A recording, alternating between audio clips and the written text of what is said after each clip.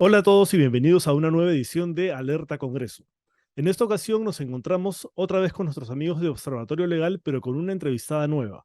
Se trata de Marta Silvestre Casas. Ella, para quienes no la conocen, es abogada de profesión con más de 20 años de experiencia en gestión pública anticorrupción, que ha ocupado altos cargos gubernamentales, principalmente en el sector interior y en el de la mujer y poblaciones vulnerables. Además, es fundadora y directora del proyecto de acción colectiva Integrity Women's Action, que brinda capacitación gratuita para prevención y detección y sanción de la corrupción, empoderando a mujeres líderes en integridad para la difusión de herramientas anticorrupción. Hola Marta, ¿cómo estás? ¿Cómo estás? Muchas gracias por la invitación. Buenas noches, David. Muy contenta de compartir este espacio de reflexión que esperemos aporte a la conciencia ciudadana. Muchas gracias a ti. Además, Marta es ex superintendente de migraciones y justamente el tema que vamos a ver hoy tiene que ver con migraciones. Hay un proyecto de ley que ha presentado el Poder Ejecutivo que modifica el decreto legislativo 1350 de migraciones respecto de la expulsión de extranjeros y el Código Penal. Entonces, lo que hace este proyecto de ley es ampliar las causales por las que un extranjero puede ser expulsado del Perú. Y ojo con esto, dice que, por ejemplo, se les puede expulsar del Perú a los extranjeros por contravenir las normas sanitarias, o sea, por no usar mascarilla, por ejemplo, en los lugares donde es obligatorio usarla, por no contar con documento de identidad o poseer uno falso, por portar armas de fuego o explosivos sin autorización, por poseer drogas, por hallarse a bordo de un transporte motorizado de delivery sin autorización de la autoridad competente y por conducir un vehículo sin acreditar la titularidad y o cesión del mismo. Además, modifica el Código Penal, el artículo 368 de resistencia y desobediencia a la autoridad, y le agrega una causal a este artículo, que es el que desobedece o resiste a la medida de sanción de expulsión del país dictada por la autoridad de migraciones, será reprimido con pena privativa de libertad no menor de 5 ni mayor de 8 años. O sea, si ordenan tu expulsión por una de estas causales y te resistes, te mandan a la cárcel de 5 a 8 años, o sea, prisión efectiva.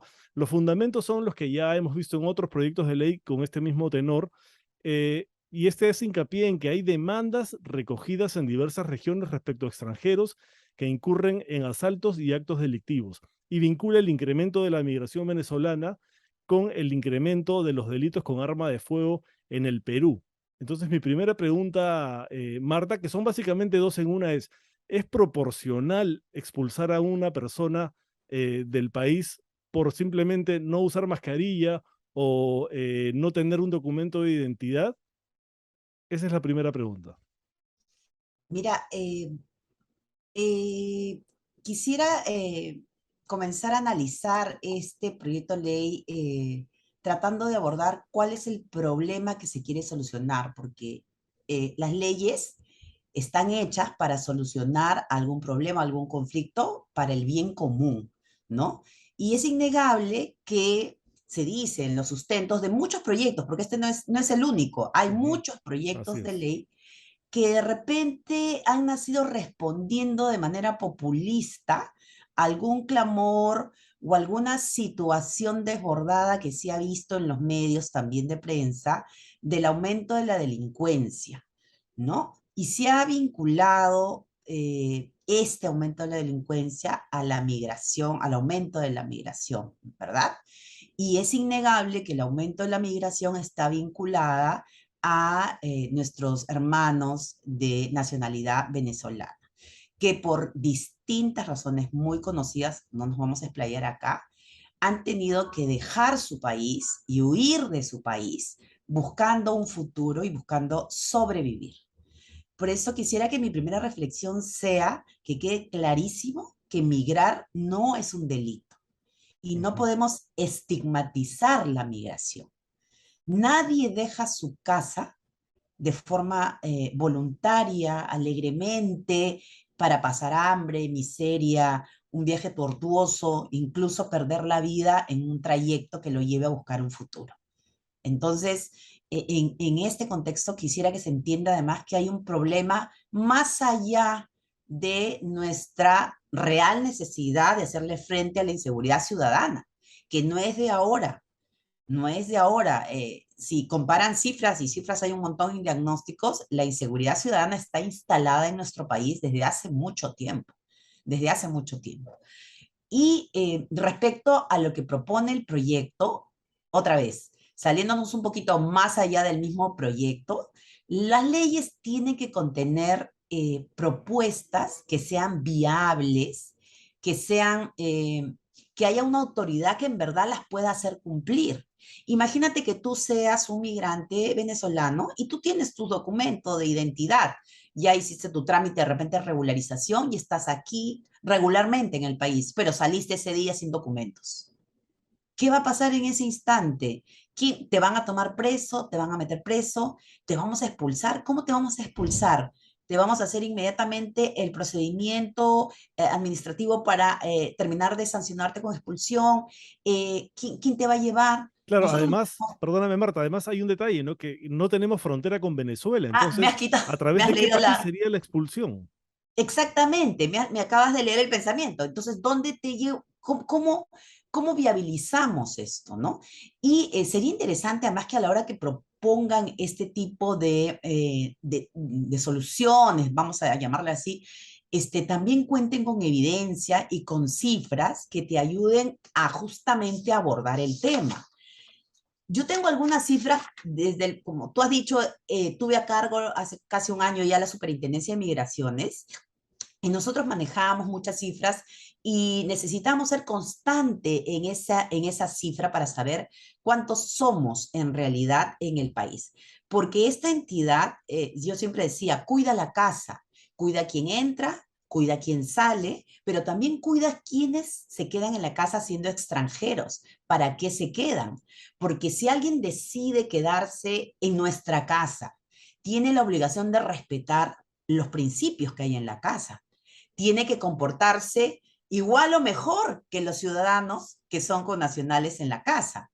Entonces, nosotros teníamos algunas cifras que ahora he buscado para poder compartirla contigo. Teníamos más de 1.087.019 venezolanos a abril, marzo, en la época ¿no? que yo salí. Y estamos en un franco proceso de regularización, porque hay que entender una cosa, ¿qué es lo importante en la casa? Tener el orden. Y para tener un orden, tengo que saber quiénes están.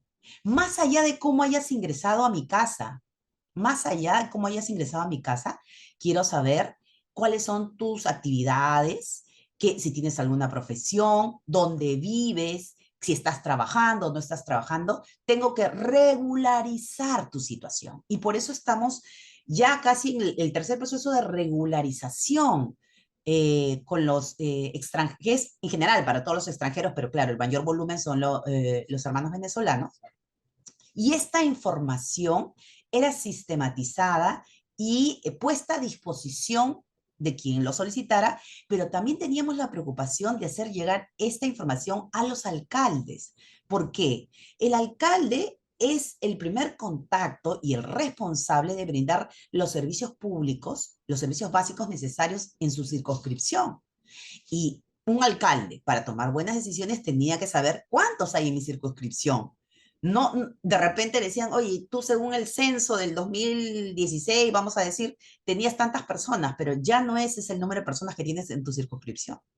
Y lo que pasa en las circunscripciones territoriales locales, y como no en las regiones también, es que tú tienes la casa amoblada para que se sienten tanto número de personas. Y ahora tienes el doble o el triple y entonces no sabes qué hacer. Y claro, tienes problemas de tránsito. Hay localidades, a mí me llegó, por ejemplo, un caso desde una de las playas, uno de los distritos de nuestra costa cercana, donde el número de mototaxistas se había quintuplicado, porque era el oficio que habían cogido nuevos migrantes que se habían ido a vivir ahí. Entonces, ese era un nuevo problema o una nueva situación que el alcalde tenía que Claro. afrontar. Han sido absorbidos por la economía informal, ¿no? Que Eh, es mayoritaria, ¿no? Mira, si a los nacionales nos absorbe la economía informal, Ujú. qué le pueden ofrecer, ¿no? A personas que vienen sin nada, algunas veces. Y Y justamente aquí en el tema de los documentos te quería preguntar, porque se les está sancionando con expulsión por el solo hecho de no tener documentos, pero digamos, hay algunos que vienen sin documentos no porque quieran venir sin documentos, sino porque son inaccesibles, por ejemplo, para poder salir de Venezuela. Claro, claro que sí. O también porque están haciendo el trámite recién aquí. Y entonces todavía tu situación no es totalmente regular, ¿verdad? Eh, de repente a veces, yo siempre le quiero ver la buena intención a las cosas que se hacen. Y bueno, pues haber en la emoción, haber dicho, sí, vamos a tratar de ponernos más fuertes con algunas cosas como alguna vez es innegable que hasta ahora sufrimos esta crisis de los pasaportes por el aumento de la demanda, la falta de capacidad institucional en poder atenderlos. Mucha gente, por ejemplo, cuando me tocó estar a mí a cargo, me decía, ¿por qué no pones un lugar en cada municipio para que entreguen pasaportes? Porque suena fácil, pero no es tan fácil. ¿Por qué? Porque hay un sistema tecnológico detrás. No, el pasaporte no se hace en una máquina impresora, ¿no? Hay 98 medidas de seguridad que tienen que ser justamente fiscalizadas para que el documento de viaje internacional tenga esta seguridad. Pero más allá de eso, también es como decir, ¿y por qué no amplían la vigencia, no? Incluso de los documentos. ¿Por qué? Porque son normas internacionales también que hay que cumplir. Ahora, en este caso también quisiera llamar, David, la atención a un tema que no se ve, que es la gestión de fronteras. La gestión de fronteras, puedo decirlo, creo que con toda su letra está abandonada. O sea, si ahorita yo te pregunto a ti, que eres una persona informada, y tú le preguntas a cualquiera con la que trabajas, oye, ¿quién se carga de las fronteras? Vamos a pensar un rato y no vamos a tener la respuesta, porque es todos y nadie, ¿no? Y he tenido la oportunidad de ir a verlo con los propios ojos, para que no me cuenten, sino para saber. Cuando nosotros hemos cerrado las fronteras por la pandemia, como muchos otros países, lo que hemos abierto es la puerta de la informalidad, de la corrupción, de la delincuencia, porque la frontera no tiene un zipper para cerrarla de esta manera y nadie entre.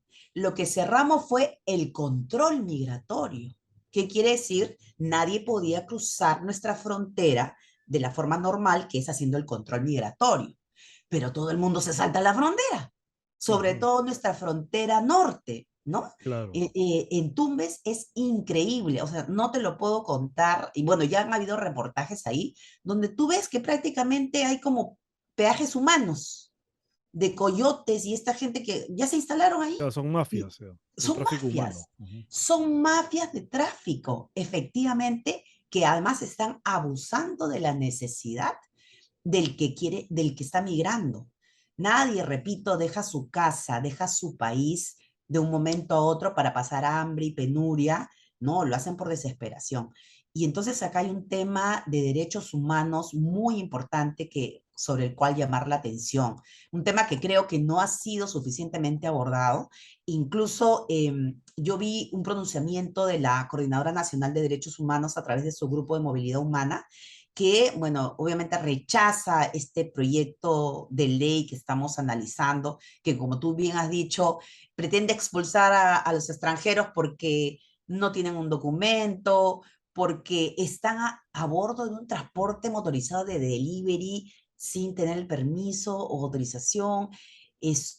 Ayer escuchaba sorprendida a un candidato a la alcaldía que decía que su propuesta era obligar a los centros comerciales a que le manden la lista de cuántos extranjeros trabajan ahí para poder saber dónde están. Ujú.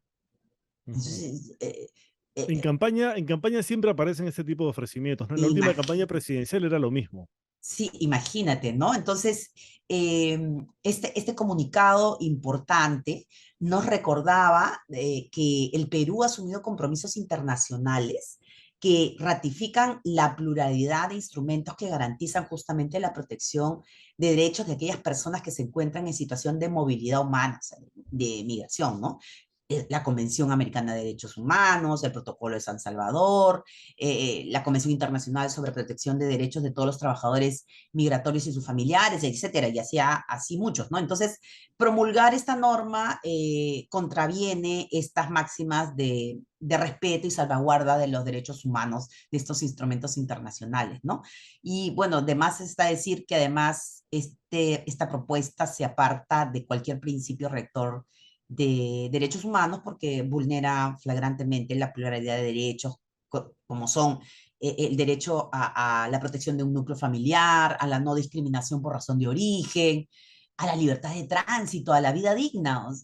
Por todos lados, veo dificultades legales, jurídicas y consecuencias en este proyecto de ley, ¿no? Y es más, incluso ya hay un pronunciamiento también del Tribunal Constitucional que dice que no se puede dar un trato desigual, que no sea razonable, que no sea No, es proporcional, discriminatorio, ¿no? que es totalmente discriminatorio y es desigualdad de trato constitucional, ¿no? Entonces, tenemos varios pronunciamientos ya que nos dan luces acerca de que esto no es viable, no es prudente, no es constitucional y sobre todo vulnera los derechos humanos, ¿no? Y como te digo, quisiera que quede muy claro que migrar no es un delito y no podemos estigmatizar a las personas que están migrando, ni tampoco a los hermanos venezolanos que están en nuestro país, que además están haciendo, te cuento, grandes esfuerzos.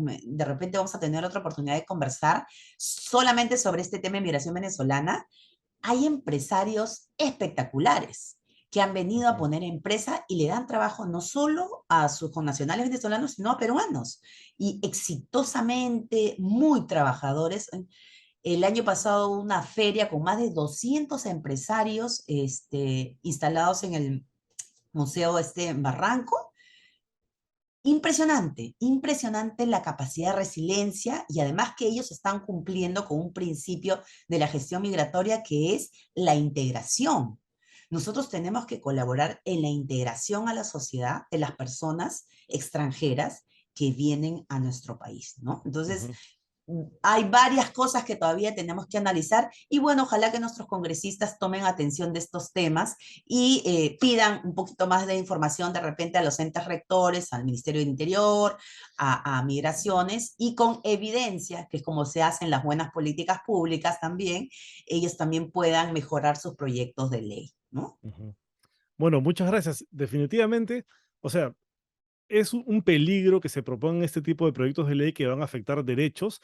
Lamentablemente, no solo los ha propuesto el Ejecutivo, sino también el Legislativo, y porque en esas cosas normalmente coinciden. Entonces, vamos a ver en qué termina, porque lo más probable es que se agrupen, ¿no? Cuando se presentan varios proyectos en el mismo Sí, sentido, se agrupan y pasan a sí. debate en las comisiones y vamos a ver qué pasa ahí, porque no es justo, pues, ¿no? Que se estigmatice y se refuercen estos estereotipos de que los migrantes vienen a delinquir cuando se trata de un porcentaje muy pequeño de la población y no hay evidencia que diga lo contrario. Y las leyes tienen que estar hechas en evidencia, como bien ha señalado. Entonces vamos a estar atentos a ver qué sucede con este y con todo este grupo de proyectos de ley que van en el mismo sentido, en contra de los migrantes, abiertamente xenófobos. Y además, también importante porque no vamos a negar de que hay un incremento de violencia, hay sicariato y hay que tener mano dura con eso. Hay que hacer que las leyes que existen se cumplan, Ujú. porque Pero, tenemos pero leyes a los delincuentes, ¿no? A los criminales. exactamente a los Ujú, delincuentes, porque a nadie le gusta tener delincuentes en su casa, no importa su nacionalidad. El delincuente debe ser perseguido y castigado. Eso es más importante. ujú. Bueno, vamos a estar muy atentos. Muchísimas gracias, Marta, y bienvenida a Alerta Congreso. Seguramente te vamos a entrevistar en otras ocasiones también. Muchas gracias. Y Muchas gracias a gracias, todos los que nos David. siguen. Buenas noches.